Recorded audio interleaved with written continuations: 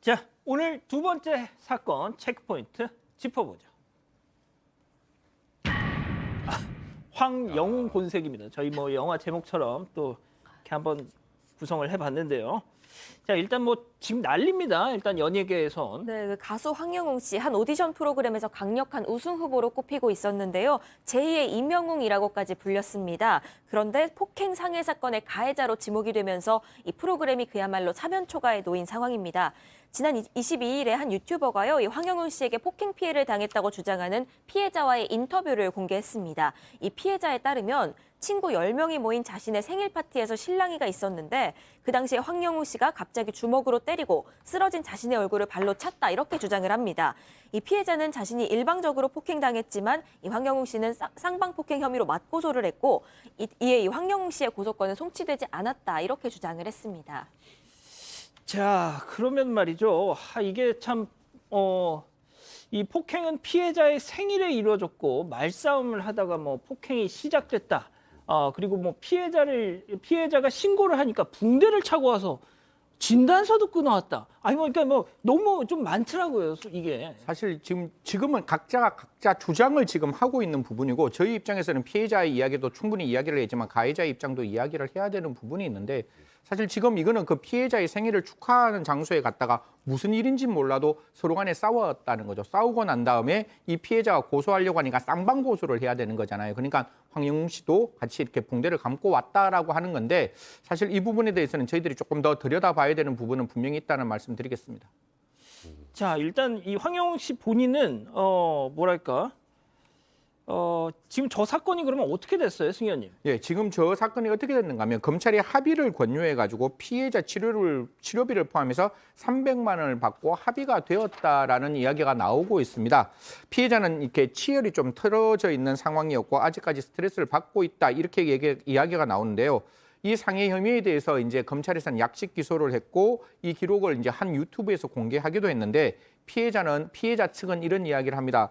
황영웅 어머니는 목격자인 제 친구를 찾아가서 진술을 이건 주장이니까요. 번복하도록 회유하기도 했고 지금 황영웅이 많은 분께 사랑을 받고 있는데 그 사랑받을 자격이 없다. 이런 사람이란 걸 세상에 알려야 한다라고 피해자 측은 그런 이야기를 하고 있습니다. 자, 이렇게 뭐 주말 사이 뭐 이런저런 의혹이 제기됐고 또 피해자는 황영우는 응원받을 자격이 없다고 생각한다. 이렇게 정말 딱 잘라서 얘기를 했는데 근데 며칠 동안 이런 의혹 제기가 있는 동안에도 침묵으로 일관을 하다가 주말 사이에 입장이 나왔습니다. 네, 맞습니다. 사실 이게 진짜야 가짜야 막 이런 생각이 들 정도로 이 논란에 대해서 답이 없었다가 이제 황영웅 씨 측에서 이제 입장문이 나왔는데 사실상 인정을 했습니다. 그러니까 본인의 부족함과 잘못으로 피해를 입은 분들께 진심으로 사죄드린다. 어른이 되어가면서 과거에 있었던 일들을 돌아보며 후회하고 반성해왔다. 사과의 말씀을 이제야 드리게 되어 후회스럽고 마음이 무겁다. 이런 얘기를 하면서 진심으로 이제 친구에게 사과를 하고 그리고 직접 만나의 사과와 마음을 전하고 용서를 구하겠다는 그런 입장을 냈고요. 또 거기다가 과거의 잘못이 무겁지만 새롭게 살아가고자 하는 삶의 의지를 가지고 있으면서 20대 중반 이후 수년간 공장에서 근무하며 과거와 달리 그 이후로는 성실한 삶을 배워왔다. 그리고 어린 시절 꿈이었던 노래를 다시 부르기 위해서 오디션 프로그램에 출연하게 되었다. 저의 잘못과 부족함을 용서해달라. 변화의 기회를 달라. 이런 입장을 냈습니다. 제가 소장님께는 잠시 후에 여쭤볼게요. 자, 이 기자, 지금 말씀드린 대로 이 황영웅 씨 현재 오디션 프로그램에 출연 중인데 그 프로그램 제작진도 뭔가 딱 떨어지는 입장을 내놓지 않았었단 말이죠. 지금은 어떻습니까? 네, 지금 맞습니다. 결승전이 예. 코앞에 있다고 하는데. 예, 일단 결승전이 오는 28일입니다. 황영웅 씨는 이 불타는 트롯맨 결승전을 앞두고 있는 내일이잖아요. 상황이고요. 네. 맞습니다. 그런데 이 황영웅 씨의 사과와 함께 이 제작진도 입장을 내놨습니다. 제작진은요, 최근 출연자 황영웅 씨에 대해 제기된 내용들에 대해서 사실 확인을 했다면서요. 일단 먼저 출연자 선정에 있어서는 사전 확인과 서약 등이 있었지만 현실적인 한계로 인해서 유감스러운 상황이 발생했다는 점 죄송한 말씀을 드린다 이렇게 입을 열었습니다. 또 지난 2016년에 이 황영웅 씨가 벌금 50만 원 처분을 받은 바는 있는데 제기된 내용에 있어서 서로 다른 사실이 있음도 확인을 했고 또 억울한 부분도 있을 것으로 생각도 된다 이렇게 밝혔습니다.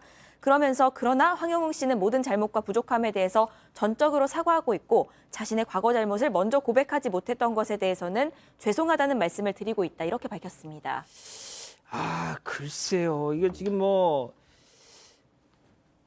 이게 또 과거도 또 과거 나름이다. 이런 목소리도 많고 실제 하차 요구도 많이 나오긴 하더라고요. 과거에 좀 유사한 오디션에서도 한 출연자가 학폭 논란이 있었을 때 뭐 자진 하차를 시키거나 뭐 이런 전례들도 있긴 했었는데 이제 문제는 조금 전에 말씀하셨던 것처럼 이 오디션 프로그램 결승전이 내일입니다. 그리고 내일이고 일부 경연은 사전 녹화로 진행이 돼서 녹화에 참여를 네, 했다고 녹화를 들었어요. 참여를 했을 거예요. 뭐 그게 하차했다 벌써 이미 기사가 나왔을 그렇죠. 텐데 그렇다면 일단은 황영웅 씨가 이제 결승전 무대에 쓰고 평가를 받는다는 걸 전제로 하고 있는 상황인 것 같은데 물론 이제 내일 그 방송에서 어떻게 할지에 대해서는 뭐 아직 정확하게 가타부타 답이 나와 있는 상황은 아닙니다만 일단 시청자들은 뭐 황영웅 씨 하차 촉구 성명문까지 발표를 하면서 굉장히 거세게 지금 항의하는 분들이 많습니다.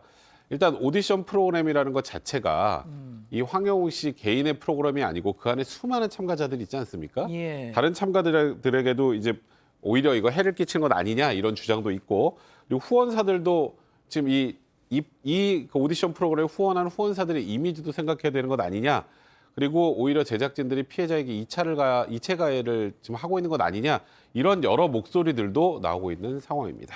소장님, 정말 만약에 제가 이 피해자분의 입장이라면 어떤 뭐 법적인 부분은 이미 다 뭐 지나갔더라도 만약에 이걸 제가 대입을 해본다면 저를 막 이렇게 했던 그런 사람이 방송에 나와서 막 노래 부르면서 막 이러면 와, 그거 진짜 막 정신 못 차릴 것 같아요. 네, 그럼요. 그래서 이 피해자들이 어떻게 보면 본인의 신분이 다 알려지고 반대 의견도 있음에도 불구하고 이렇게 피해를 알리게 되는 것이고요. 게다가 지금 황영웅 씨 같은 경우에는 또 어렸을 때 실수라고 얘기할 수 없는 어른이 돼서의 폭력이기 때문에 사실은 얼마큼 이 시청자들이나 또 피해자가 이 사과를 진정성 있게 받아들일 것인가에 대한 의구심이 있어요.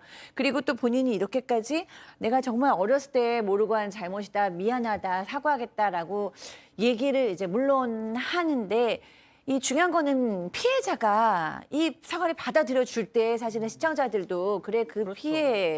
피해자의 진정성, 그 가해자의 진정성을 좀 용서해 줄까 하는 생각을 하고 있는 거기 때문에 예, 황영우 씨가 대중에 대한 마음을 돌리는 것도 중요하지만 사실 피해자의 마음을 돌리는 게 더 우선무 돼야 되지 않을까 싶습니다. 그러니까요. 자, 승 의원님. 네네. 야, 근데 이게 학폭, 요즘에 학폭 아시잖아요. 그 국가수사본부장 자진 사퇴한 정순신 변호사 뭐 진짜 요즘은 말이죠. 학폭의 학만 나와도 그냥 바로 이겁니다. 자, 그런데 또 다른 학폭 의혹이 제기가 됐어요. 뭐 사실 뭐 연애 전문 유튜버에서 이런 이야기를 하고 있습니다. 황영웅 씨가 학창 시절에 동네에 있는 공원을 지나가는 학생들에게도 폭행을 했다 이런 이야기가 나오는데요. 사실 지금 상황을 보면 이러한 어떤 학생들에게 뭐 이렇게 목졸림을 하고 그다음에 배에 이제 뭐 저 배에 그냥 사람 배에 폭행도 하고 사실 이런 부분이 제가 확인이 안 돼서 조금은 제가 머뭇거리고는 있는데 술을 마신 뒤에는 더 심해졌다라는 증언은 분명히 그 유튜브의 내용에는 나와 있습니다. 뿐만 아니라 고등학교 때 배달 이제 아르바이트를 했는데 황영웅을 만나면 주위에 있는 사람들이 다 피했다는 거예요. 왜냐하면 그 만나면 굉장히 이렇게 폭행이 많았다. 그래서 거기에서 폭행당한 사람들이 트라우마가 있어서 내가 그 드러나는 것을 좀 막아달라 이렇게까지 주장하고 있다라고 이야기합니다. 사실 뭐 저는 모르겠지만 사람이 타투하는 거 가능하다고 보는데 그 타투에 이제 했는 모습들이 블로그 처리해서 이제 인터넷에 나와 있는데 그 타투 모습이 좀 예사롭지 않다 뭐 이런 이야기도 나오고 있기 때문에 그런 부분에 대해서 국민들에게 그다음에 사랑받고 그 사랑을 받기 위해서는 과거가 제가 봤을 땐 굉장히 좀 이렇게 투명해야 된다라는 건 분명한 거거든요. 그래서 이 부분에 대해서는 황영우 씨가 조금 더 적극적인 해명이 필요하지 않을까 생각합니다. 자, 일단 뭐 얘기가 나온 김에 뭐 조금만 더 얘기해 볼게요. 더 좀 뭐가 또 있다면서요, 더. 그러니까 지금 일단 조금 전에 말한 그 유튜버 측에서는 그 황영웅 씨 군 생활 관련해서도 추가 제보가 이어지고 있다.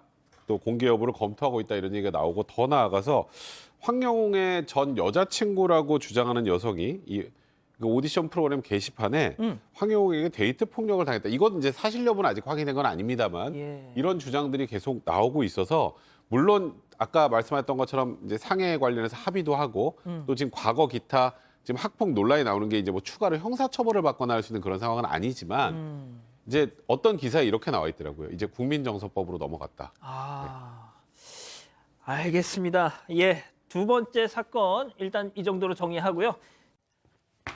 아직 안 끝났습니다. 이거 눌러주세요.